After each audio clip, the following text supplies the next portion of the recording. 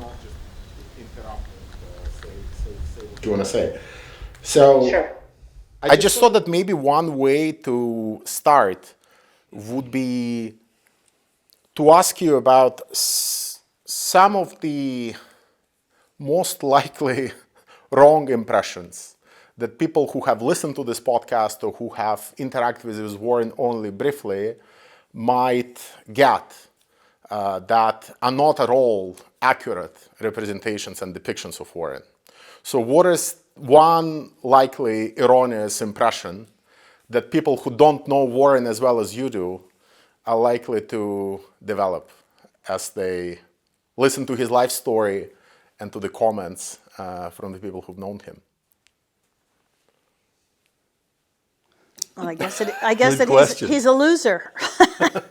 Is Warren a loser, or has he marched to the beat of his own drum and been an amazing success by his own definition? Mm-hmm. So that implies that you think he was not a loser. Correct. Uh-huh. Correct. Not at all. Uh-huh. I think that people who've known him have often only known him for one finite part of his life, like the quarry specifically or Norway specifically. So they don't always get the context of the broader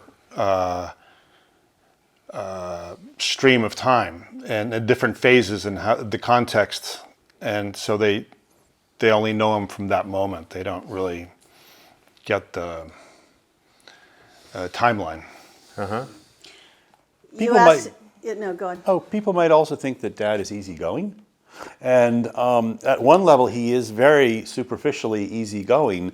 At another level, he's just very driven by his own ideas and his own path. And God help the person who tries to drive him from his path. So in that sense, he's not at all easygoing. Mm-hmm.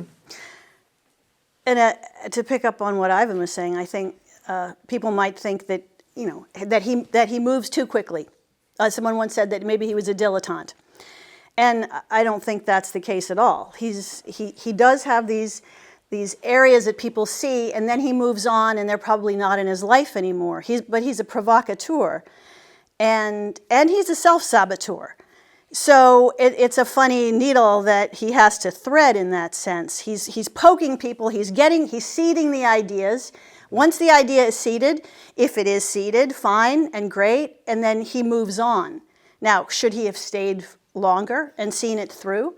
I think nowadays we understand that people have different roles in moving history along. His is provocateur. Mm-hmm. I agree with you, Lisa. I wouldn't call him a dilettante at all, because I think that he actually has an enormous base of knowledge behind him, back from the time that he was, one of the co-founders of family therapy. And he carries that with him. But I think, as you aptly pointed out, other people don't necessarily see the history and appreciate that dynamism of him going through time and basing his current thoughts on past thoughts. And that's what Ivan was getting at. Yeah. I think that on a simpler level, that you meet him and there's something going on, but you're not quite sure what it is. And by that, it's like there's more there, and maybe I have the time to find out. And some would say, well, he's weird. It's very quick. That those first impressions are pretty simple. We judge people, obviously. And I think it's a sense of knowing there's more there, but you just don't know what it is. Kim, anything to? I think that it's interesting. He has a way of speaking that could seem to some people kind of crazy. And the difference between crazy and something that is brilliant is relevancy. And so in a sense, I think that the people who aren't able to place themselves in a creative context to listen to him through that perspective might think he's crazy. And actually he's brilliant, and he's ahead of his time.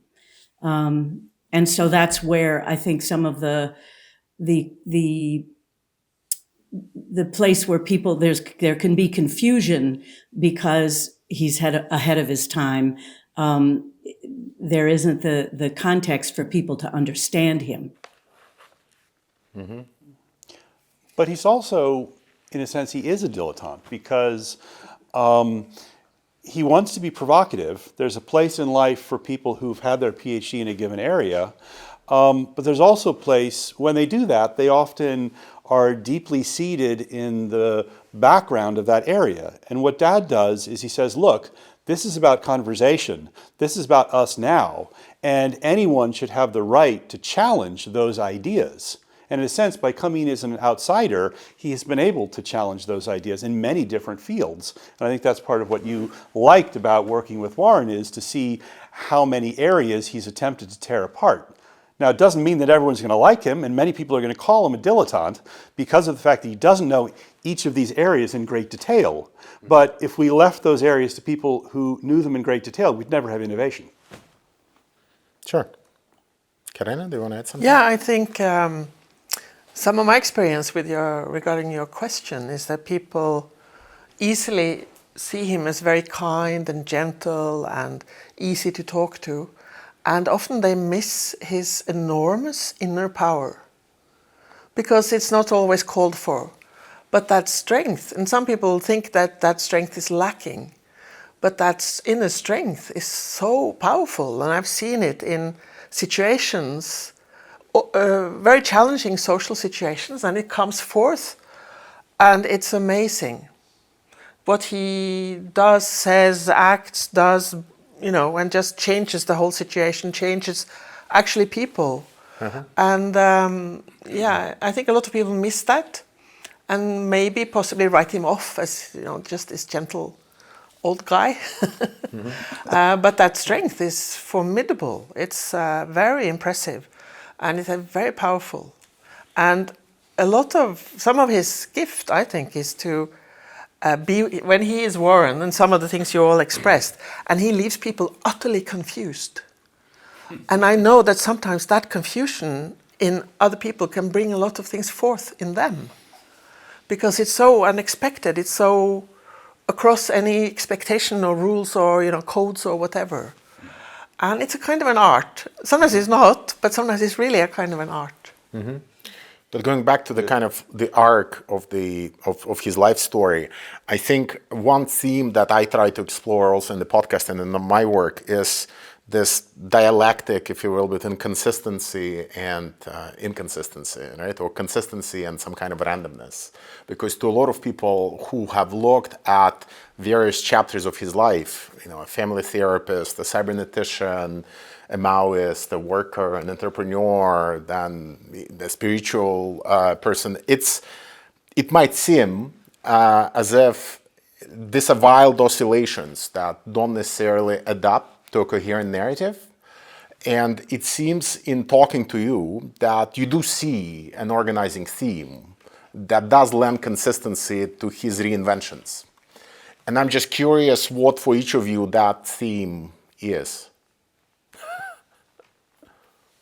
Well, for me, Warren started out being involved in family therapy at NIH, and he was looking at the child in the context of the family and understanding the child in part as being a product of their environment.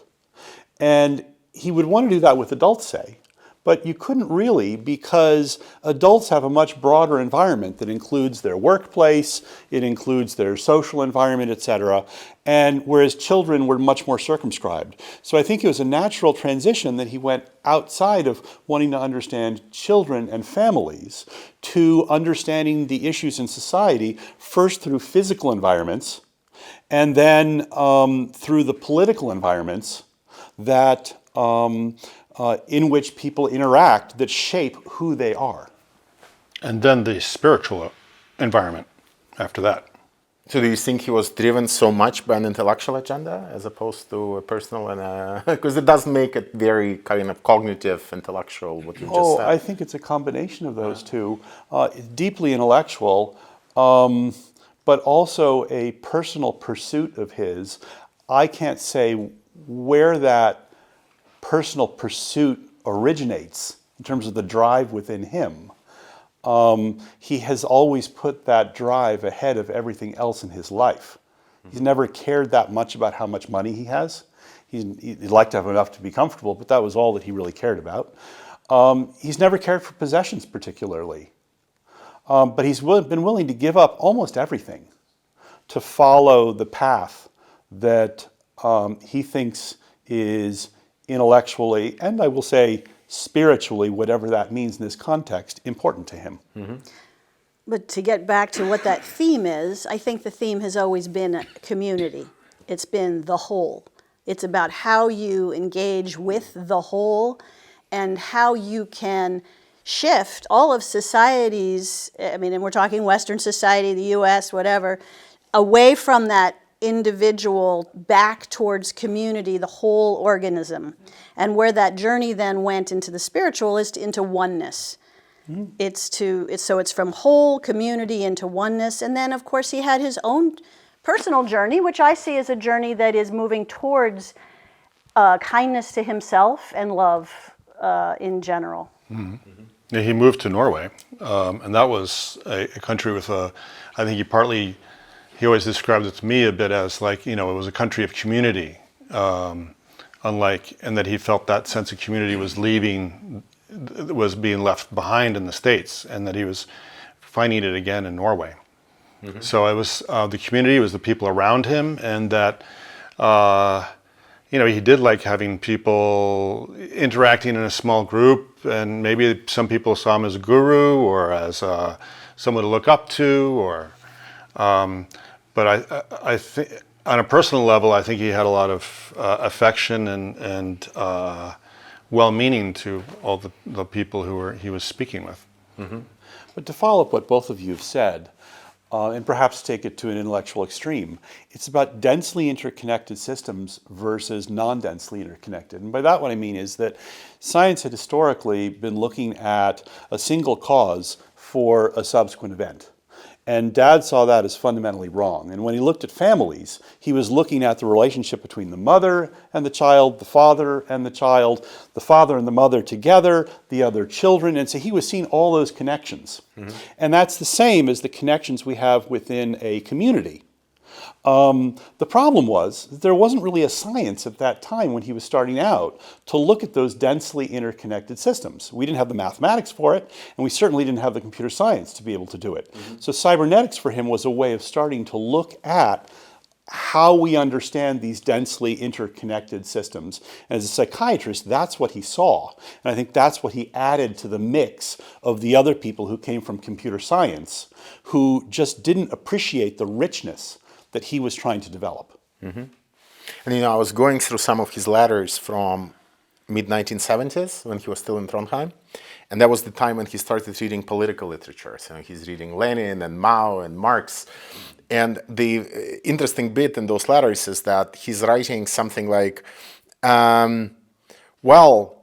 it's interesting that all these people, including those who were writing in 19th century like Marx, had arrived at the types of insights that we at the quarry were struggling for and kind of were trying to find but couldn't.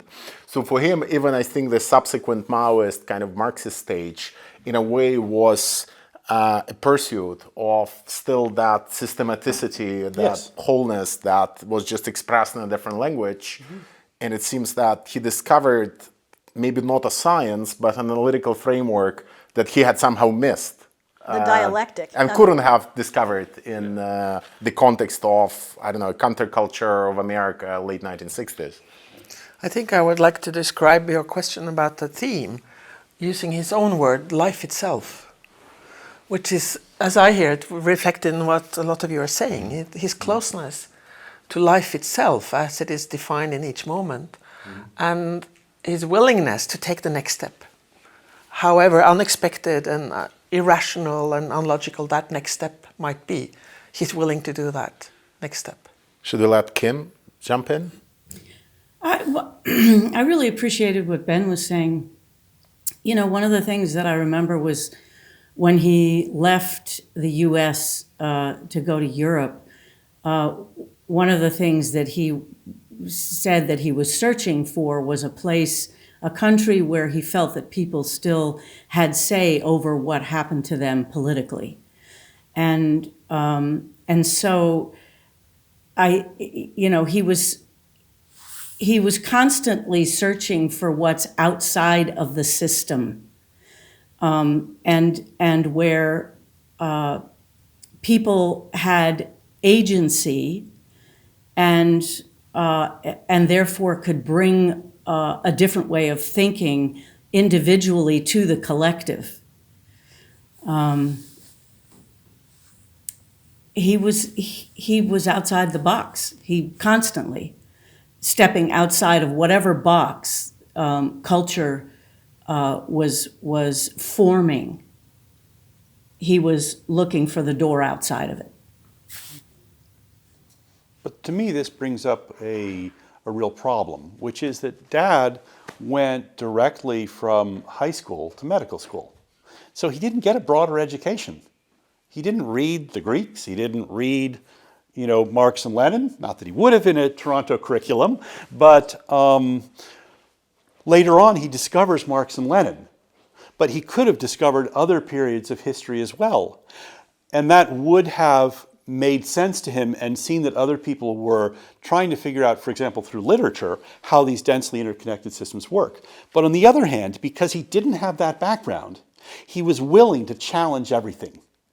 And the ability to challenge everything meant that he could bring new ideas to whatever people were doing. Lisa? But he held on very tightly to that myopia. Because if you said, hey, try reading this or that, because it might help explain, or this is what someone else is pursuing in a parallel track, he would like, no way. Right. I am only, because he didn't want to be diluted. He didn't want to be distracted. You know, there's a very tight aperture of ideas that are warrants. And I think people get through that aperture by being in dialogue with him, and he does adopt new ideas, and the aperture changes and opens. And of course, let's look at the last 20, 30 years of his life. It's completely different than the previous 70 years. It's a weird thing to say. I mean, what you're describing, you've known him in the last 30. Where his journey has taken him from the tool of narcissism, which was important for him to have as a survival mechanism that allowed him to be the force and to have that tight aperture and to be the provocateur and the seeder of ideas, to someone who's really opened up and has worked on his personal journey of kindness and love and forgiven himself, as well as opened the aperture to others with an open heart. Yeah. I think that's really important, because Dad, perhaps because he was beloved by his mother, I don't know the reasons, but he was very narcissistic early on. He had a lot of ability, much more ability than other people. An understatement, okay. But a narcissistic person tends to connect other things. The world exists because of them. And what that means is it's also a strength, because you take all these pieces and you say, how do I relate to this piece? How do I relate to this piece? But when you have those two connections, you can automatically see how these two pieces relate to each other as well, because you are the central piece in the map. As a result, you can create a map of the world, and that's what Dad did, and that's what he's been sharp enough over the years that he's been able to create that whole map, and then to bring other people's work into that map and to be able to critique it from the perspective of that map. But it's only because of what is perhaps his greatest flaw that he achieved his greatest strength.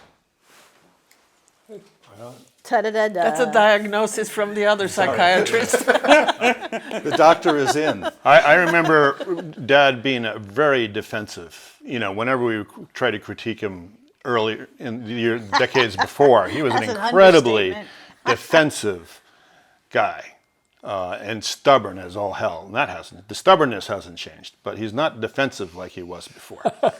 And he's changed quite a bit. You are. Well, you need to be stubborn sometimes, because if you're not stubborn, you don't find out, is this right, is it wrong, what's going on? You need to be stubborn enough to push where people don't want to be pushed. You want to find the holes where everybody has agreed that we don't fill that hole, because otherwise, because we don't know how to fill the hole, and so they all shut up and leave that alone, and the discovery is not made. When the discovery needs to be expressed and put into a shape that may be absolutely wrong, it doesn't matter, because it has a shape that can be felt and can be pushed away or brought closer, and it has an identity, and the identity is important, and leaving things alone is not the best idea if one wants to create and make something happen. And that things happen is important. That things are understood is also important, but not very important in comparative. I remember when Mom died. It was when Mom died, Yeah. when Jane died. You reinserted yourself in the with us, with the family. That you wanted to be a bigger part of the family. Yep. And sort of come in from the outside in again, and sort of regain yourself as a parent figure, like the mom of the family. Yep. And Well, that's a key. I remember feeling, now I need to be I need to be a part of this, because it is lacking one person who is able to make shapes and to create something that's solid, that we could all hang on to it, and if it's wrong, it'll be thrown away. But it's there to play with, and the word play does not mean play; it means to work with. You know, I like to say play, but that's probably bullshit. So play is actually work. Now we've got the biggest secret of the. I think you mean to interact with. You worked very hard all your life, huh? What were you saying, Kim? I think he means to interact with. Yeah. You know, that sense of play involving interaction. I think Dad taught me when I was young that not to act is to act. That was a big lesson. I think it's a lesson that he used to talk about in Norway, because if we don't do things, obviously, that has an enormous impact as well. And I've forgotten the thought that I was about to express. You got any thoughts?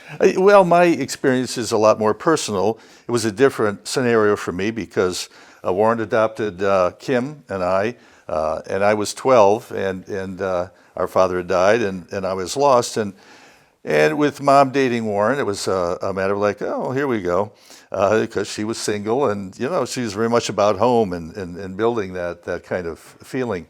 And it was a hard time. And Warren was different right away from anybody else who we might have met along the way. And it was very clear, in a very subtle way, that he wanted a family. And it wasn't so much about, I want one and I choose you. It was more like an invitation. And I think the invitation was really what really changed my whole thinking. And then as we got rolling, and it was still family therapy time for him, and I was just driving, and I remember picking you up from the office, and they had the double doors in the doctor, you know, in the therapist's office, you know, because it could get loud. And I'd be waiting for his last appointment to be over, and I'd hear yelling and screaming, and people, just all kinds of hell breaking loose.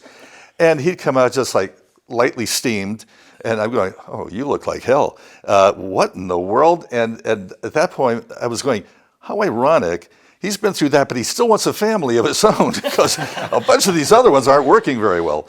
And so it was really that being there and consistency. And I never got the feeling that he was not paying attention. And of course, I was a little bit older, so the things I was learning were more conducive to really figuring out becoming an adult, becoming a teenager that's not totally self-destructive.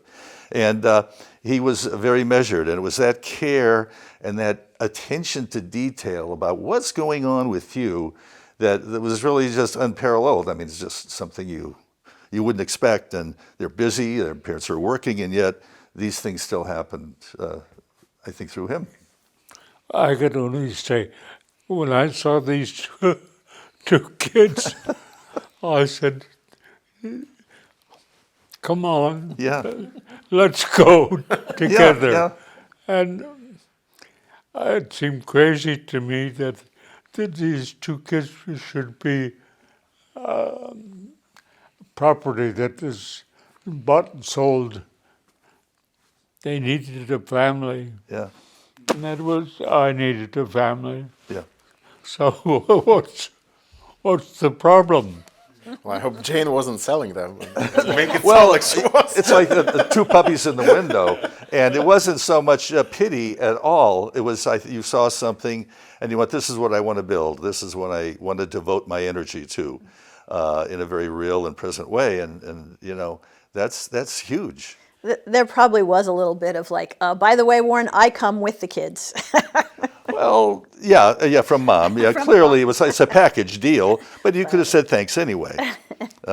Lovely, but you went for it in a big way. Yeah. But juxtapose that with a couple decades later when Dad decides to leave the United States and to leave all of his children behind, Yes. Including, Ivan, who's a few years old. Mm-hmm. And it's because of his decision cognitively that the United States wasn't a fit place to live anymore.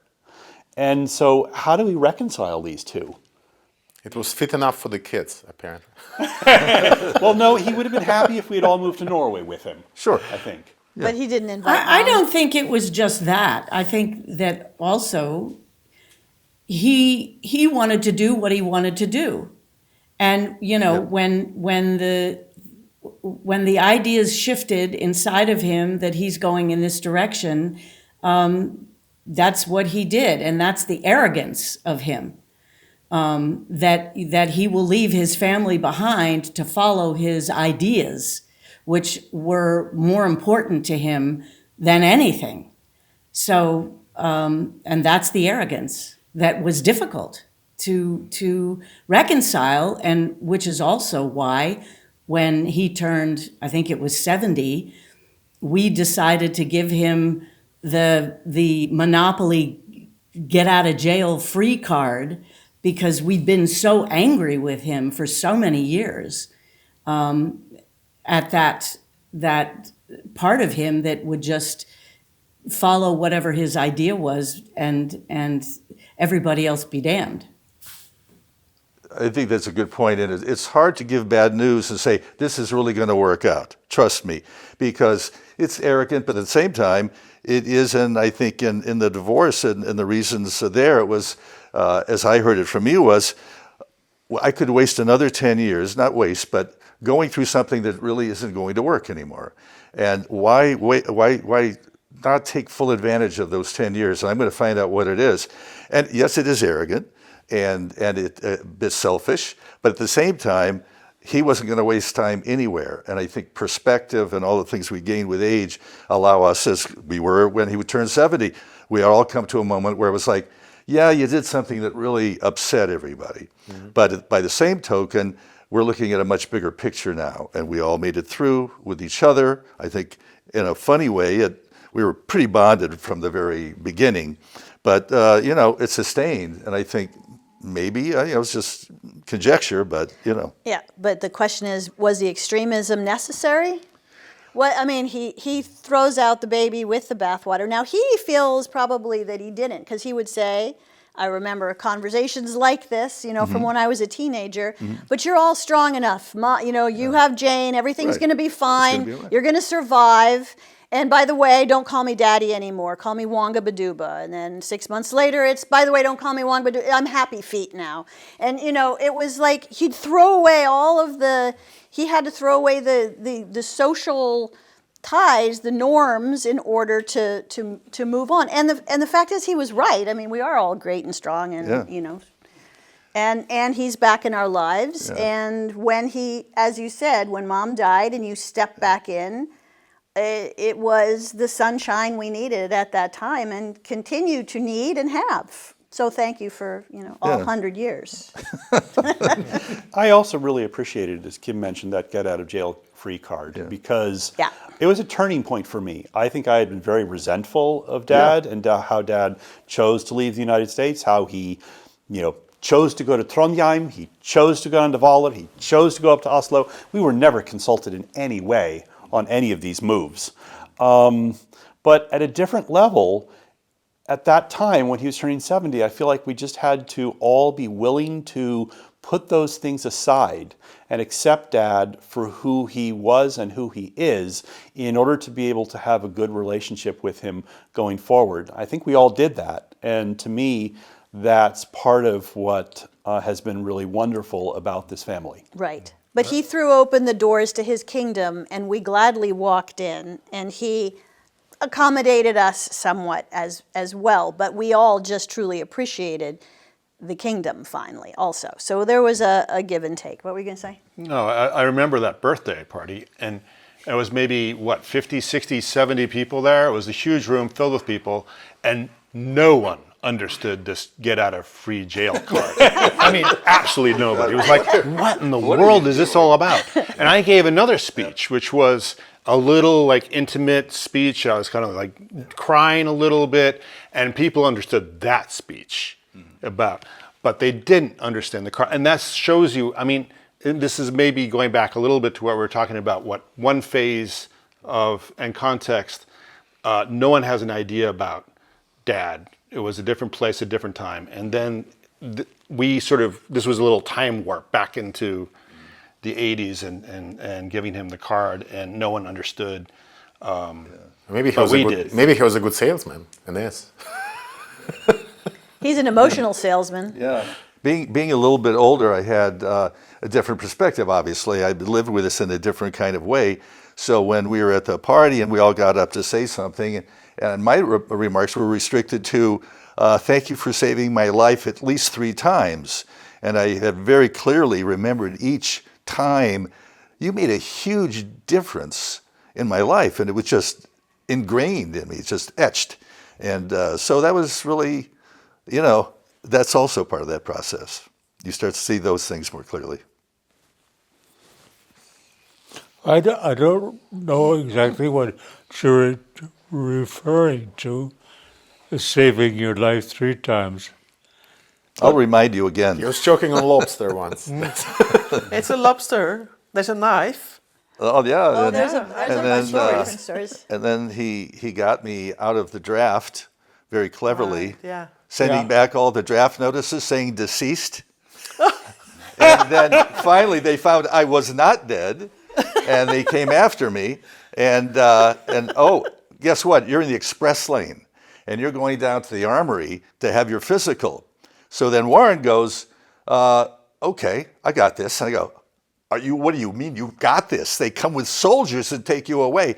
He said, no, you got the physical thing. So we're going to get together with a hypnotherapist I know. And he's going to implant a subconscious, command. So what happens is I go to the guy, and we have this nice visit. And I think, at least we're making progress and we'll get somewhere. And he's just working with me, trying to get me to take this, subconscious suggestion as to what I will do when I go there. So after about a week, he says, bad news. And I said, what? And he said, well, I can't really get you under. You're just a stronger personality. Some people I can do in an hour. Some people might take me 6 months. You don't have time. So now I'm really depressed. I said, well, what would the post-hypnotic suggestion be that you were going to give me when I go there? And he said, every time you hear your name, you will urinate in your pants.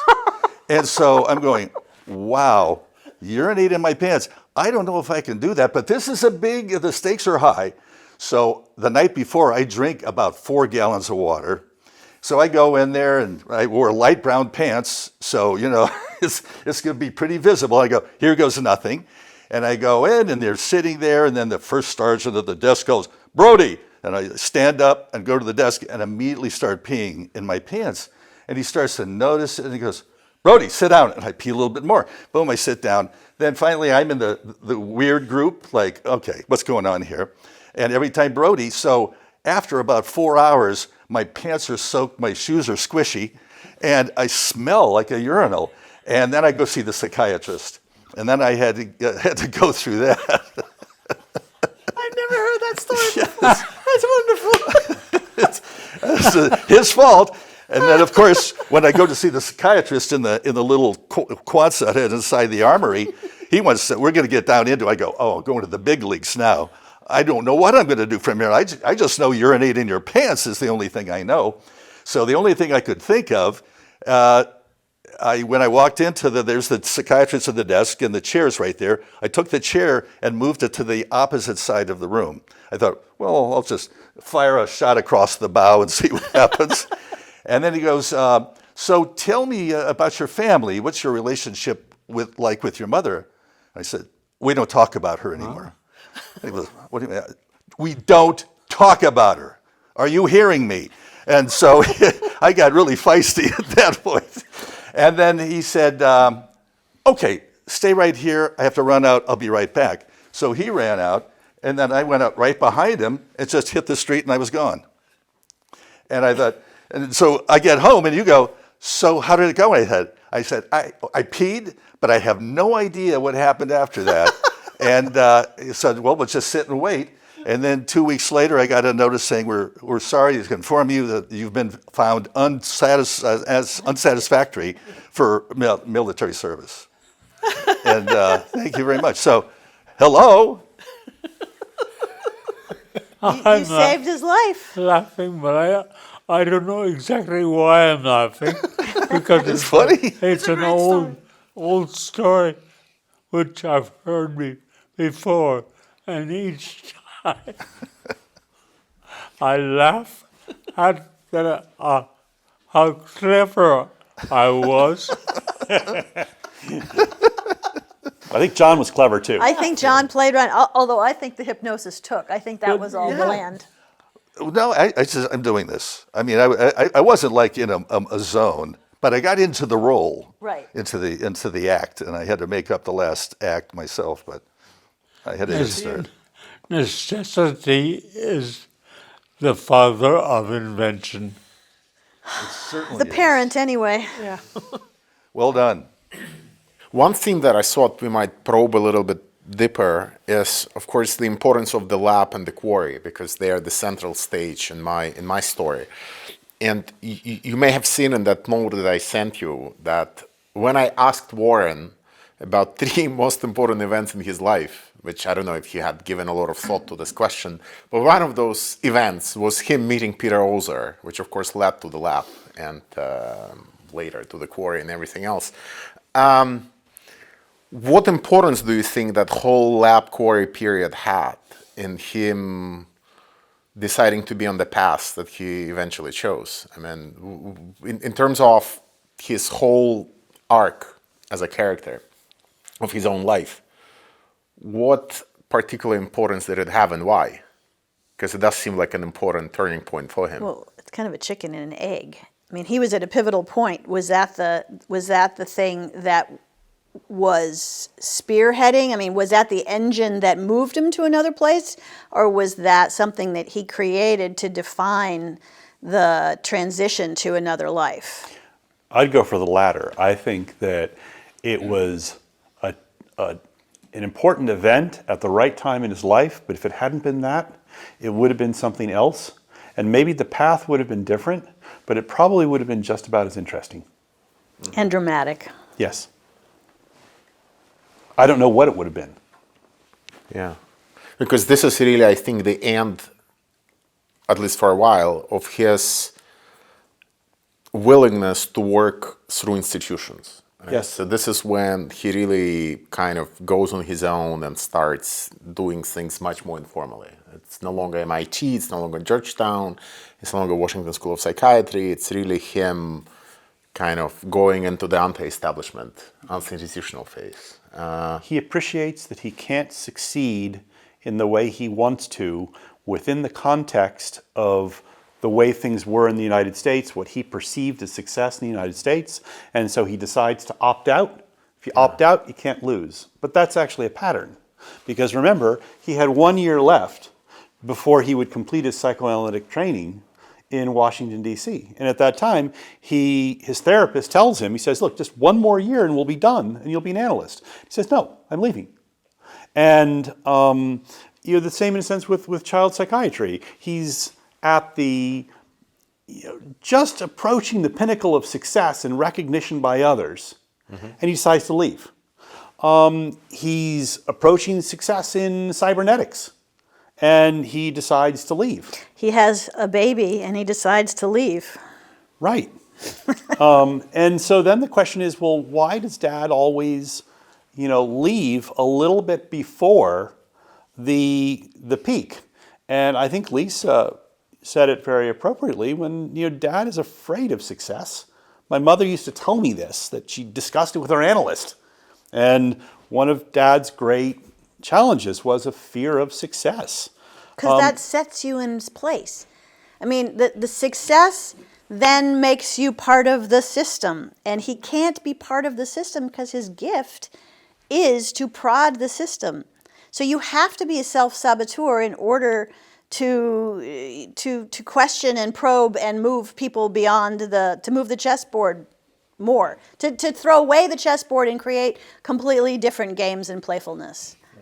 I agree with you completely, but what would have happened? Would Dad have been happier, say, if he had stayed with each one of these stages 3 years longer, so that he became the analyst, he, garnered more success in these areas that people thought he would, and then he moved to the next one, having already achieved the success. No, because he's addictive. I mean, he is addicted and addictive, but he couldn't watch television. It's not that he absolutely hated television. He said, I can't watch television because it sucks me in. He can't be sucked in because he is susceptible to being sucked in. Okay. So he has to stay on the edge so that he can extract himself again. I'll buy that. That's interesting. I would only add that some people are just very comfortable with conception.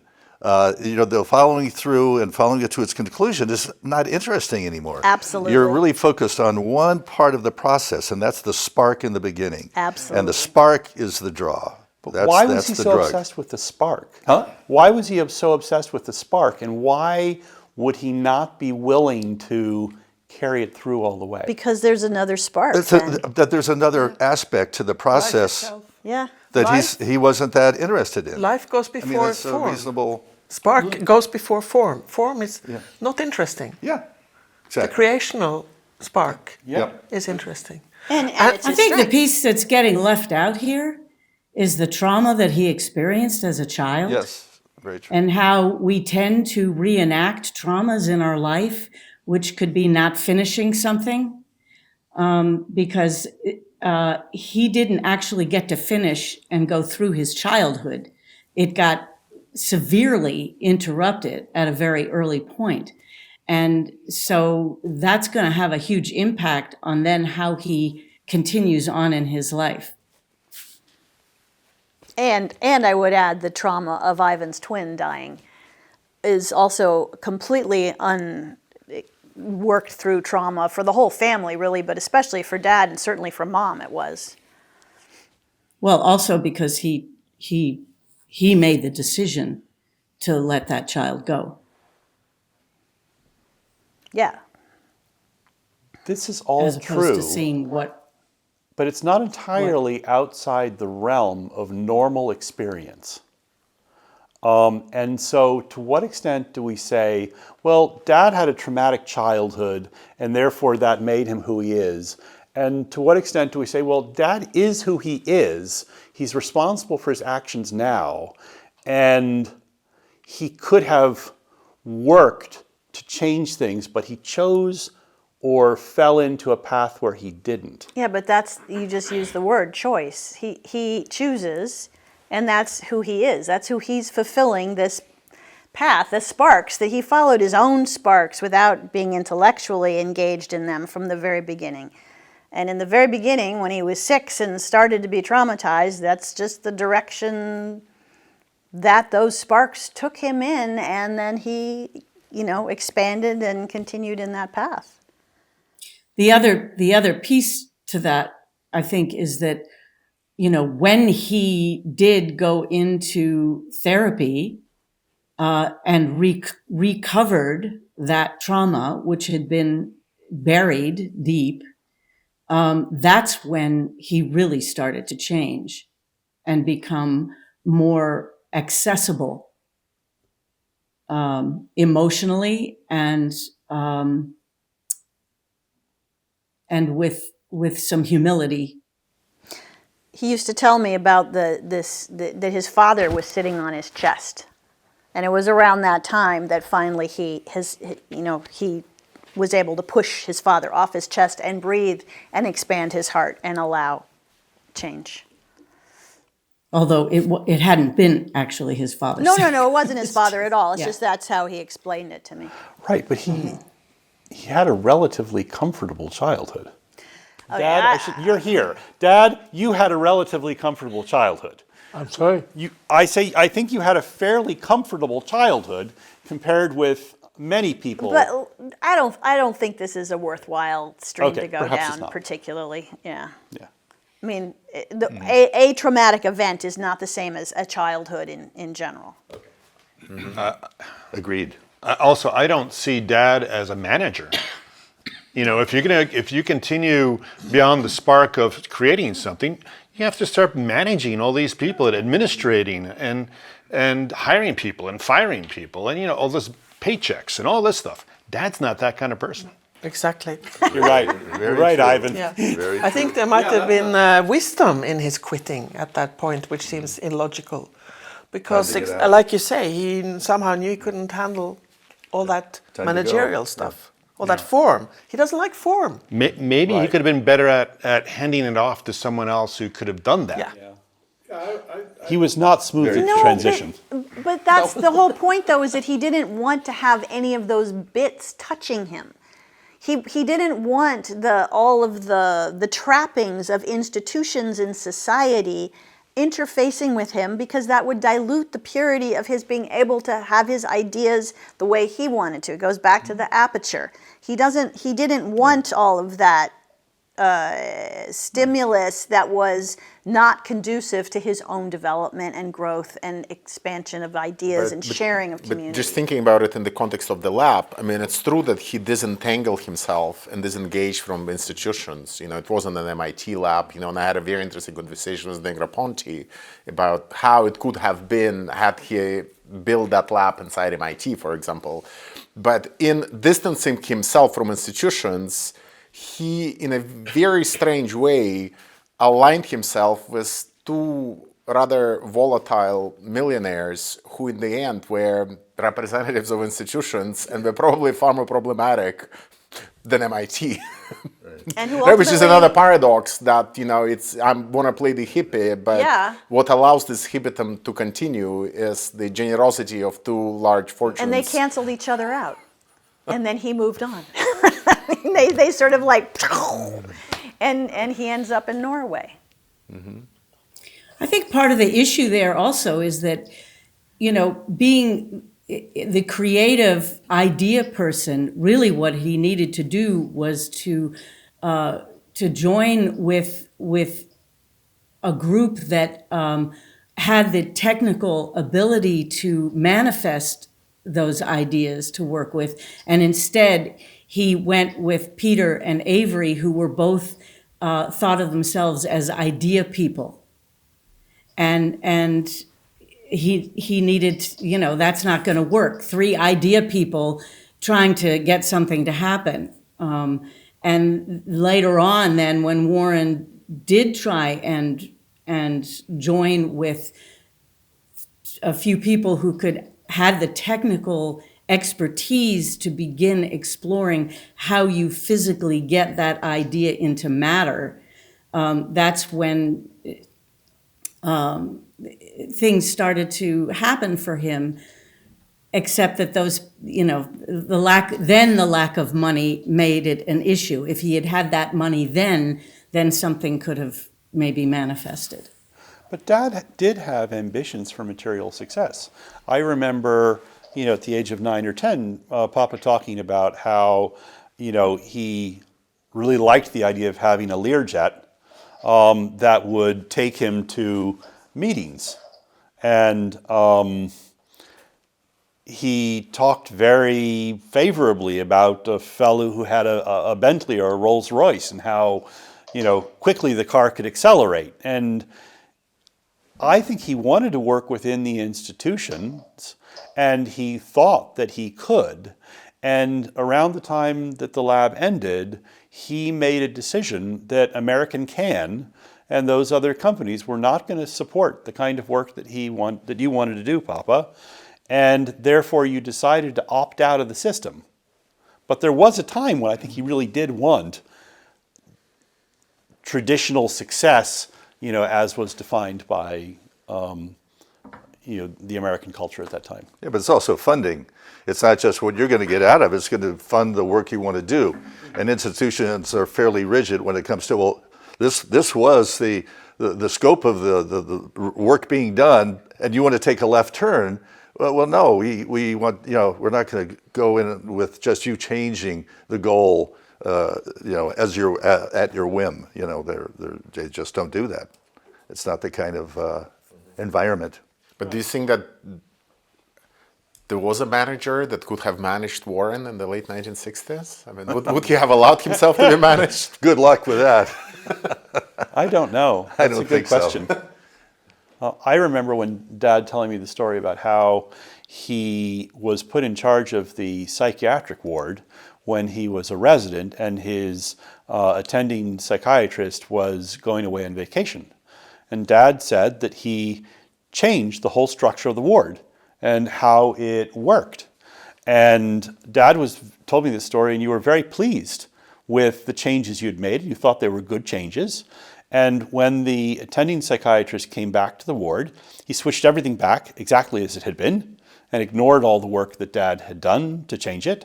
But Dad was still satisfied that he had implemented these changes and that he thought they were good changes. He wasn't willing to be managed. Mm-hmm.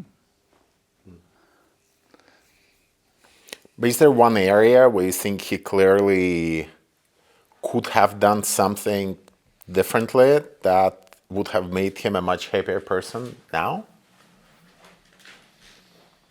Where the evaluation is unambiguous, that you clearly think that faced with a decision, he took the wrong one? Hindsight's 20/20. If, as other people have said, Dad had been able to ally himself with people who would be able to implement the changes that he wanted to make, and he had been willing to rely on those people and, for better or worse, make some compromises, then he would have left a stronger legacy at each one of those phases. And he still could have broken out of the mold and moved on, but perhaps, as Lisa said, he would have been sucked into that success. Perhaps he was afraid of that success. Perhaps he just wasn't able to give over control of the ideas to someone who could actually implement the ideas so as to bring them to greater fruition. The trouble is, we develop these tools for survival and to some extent success and to achieve, and we hold on to these tools and we develop them and they become stronger and stronger. And then, even though we may change and circumstances may change, it's very hard to readapt our tools or even to let go of our tools. And yes, if he had been born in a situation where he could actually have been more compassionate, less controlling, but those aren't tools that would have served him to become who he is. He needed he really benefited from those strong, powerful controlling, narcissistic, if you will, tools. And then when the time came, I mean, he truly has now changed and given them up. Could he have done that earlier? I don't believe so. Maybe a decade earlier, but you know, transitions are hard to come by. They're slow. And I'd like to think that all of us helped, and Karina, and you know, his spiritual worldview as well, have helped him to readapt, develop, shed the tools that no longer served. But that, I don't think that could have happened earlier. And he needed the ones that he developed. And I think that's the really remarkable thing about Dad, is he's been able to transition through these different phases, including the one Lisa's describing, which is really something that is incredibly difficult to do. Most people are unwilling to make those life changes. And yet Dad has continued in his desire to explore things, to be willing to change, to reinvent himself. And as much as he likes to have his own ideas, he does listen. Now. Well, I think he listened before, but I think that he, Then that's the moment. Okay. That was the moment. I think he internalized. We were waiting for that to happen. It's You know, the missing ideas that of thing. other people, and he He didn't miss a beat. This is unbelievable. I can't wait what we're going to do to him next. You're carrying a heavy burden. That's unbelievable. Anyway. Okay, finish the thought. No. So I think he whether the ideas became his own and therefore he could work with them because they became his. That's also an aspect of a narcissistic person. You know, he did listen ultimately, and he did change to adapt to his, you know, to things around him all the time. He was always challenging ideas. You are always challenging ideas, Papa. You still give me advice, and I appreciate that, and very relevant advice. And I listen to it. But I think that's a huge strength of Dad. He shed his defensiveness to a large extent. You were talking about happiness and that feeling at a point where my life, you're reflective, and the whole idea for a creator, if you don't accept defeat or rejection very well, you're not going to really, you're never going to proceed. You're not going to get up and do it again. You're not going to try the next thing. And I think that if you can let go of what happened and look at the things that didn't work out well, I mean, everybody loses. I mean, everybody has obstacles they just, you know, very difficult to overcome.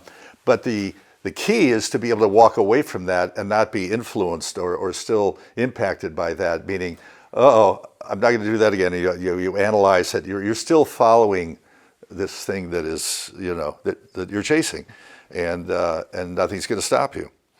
I think it's easy to postulate that would have been happier, should have been happier if he had reached so and so and so and so. But, and we've talked about this more than once, the happiness, the satisfaction of having walked your own path is very high. Yeah. I'm having, Walked your own path. yeah, Follow that path, however weird it looks. There's a happiness in that. There's a contentment in that. And an impressiveness. My husband, Sam, he's always saying that, you know, he's so impressed by you, Daddy. Sam, I wish, you know, he's around here somewhere. He's always so impressed because you have completely embodied who you are. You have not compromised, and there's actually something that is enormously worthy of respect in the path that you have, the life that you have led. That's it. thank you. I will relay it to Sam. But I guess, Karen, is just to get back to what you were saying, but we don't have to assume that path was singular, right? You can still imagine Yes, of that course, he yeah. could have had many paths, and all of them would be his. As we all... And you know, and every time I ask him that question, he would always respond back by saying that, oh, I can't really reflect on that because if I did take a different path, then I wouldn't be the person that I am now. And I just think it's a very easy way out of that question because it spares him the necessity to be self-reflexive. Yeah, maybe that's Welcome to our childhood. Yeah. At this point, that is his privilege, I think. Yeah. For sure. But it's That's also why your- I'm trying to ask it's them, your because I know from privilege him I'm not to going to ask get the it. question. I know. As a psychiatrist, you know, I've often thought, is my father depressed? And I generally come to the conclusion that he's not been depressed in his life particularly. There are times when he's been lonely, but not particularly depressed. And that's because he doesn't look down all those other paths. It's a choice he's made, and so he's happy with the choices he made. And I've asked him about my upbringing. I said, well, you left the country and so on. And I said, don't you feel badly about that? And he answered, no. If I had it to do again, I would do it exactly the same way. I was astounded by that. He has had regrets. Not a lot. He regretted in that place where Avery said, choose me or Peter Oser, and he chose Avery, and he did regret that. True. And that could have been a different path, and we can have regrets around paths not taken. Absolutely. I mean, you can't live and not have regrets as you reflect on X number of years. That's going to happen. We all do that, self-evaluation and reflection. And the key is to not let it torture you. At a certain point, if you can't resolve that and say, yes, but, and move on, then, you're going to be really unhappy. And Warren's not unhappy. No. Another interesting feature about Dad, which may not be particularly appealing to you as an historian, is that Dad does sometimes reinvent the past a little bit. And there are times when I have, talked with him about past events, and I was young, but I remember them pretty clearly. And I remember his interpretation of events that he would have told me in the past. And yet, when I ask him 10 years later about some of those events, either the events are different or his interpretation of the events is different. Because he's different.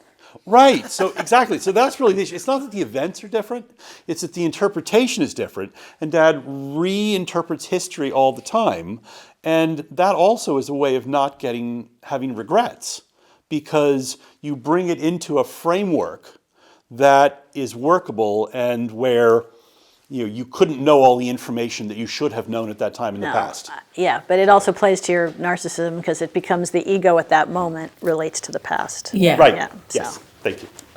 Yeah, it's the arrogance that Yeah. Sorry. prevents you. Papa, yes. Sorry, Dad. You were almost off the hook. Well, we still call him as we see him. I understood more of this conversation. But you can listen to the podcast later. You can Okay. get it all again. Okay, good. All right.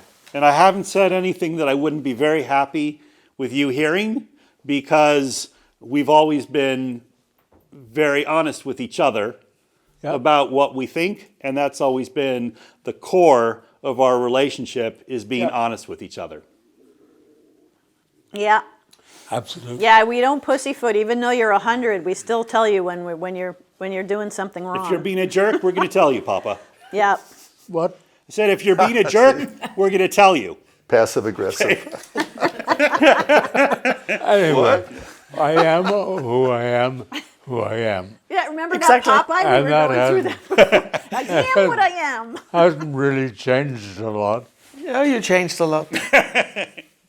You've That's not changed the a story lot. we want to sell, Warren. We need dynamism, you changing, reinventing. That you've been the same for 100 years.